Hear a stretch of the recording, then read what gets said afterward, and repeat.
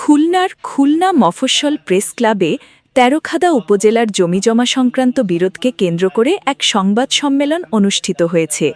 খুলনা থেকে নজরুল ইসলাম নবীনের প্রতিবেদনে দেখুন বিস্তারিত। শনিবার 18 এপ্রিল বেলা 12টার দিকে সংগঠনের নিজস্ব কার্যালয়ে এ সংবাদ সম্মেলন অনুষ্ঠিত হয়। এতে তেরখাদা এলাকার লায়েক মোল্লার পক্ষে লিখিত বক্তব্য পাঠ করেন লোকমান মোল্লা। লিখিত বক্তব্যে অভিযোগ করা হয়, দীর্ঘদিন ধরে বিবাদীদের সঙ্গে পূর্ব শত্রুতা ও জমি জমা নিয়ে বিরোধ চলে আসছে। এর জের ধরে গত 16 এপ্রিল বেলা 3:30টার দিকে অভিযুক্তরা দেশীয় অস্ত্রশস্ত্র নিয়ে তাদের বসতবাড়িতে অনধিকার প্রবেশ করে এবং গালিগালাজ শুরু করে।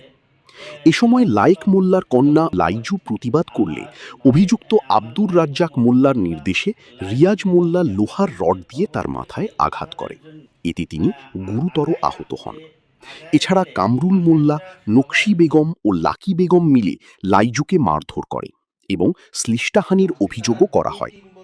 এ সময় লাইজুকে রক্ষা করতে গেলে তার ভাইপো মধু মোল্লাকেও মারধর করা হয়।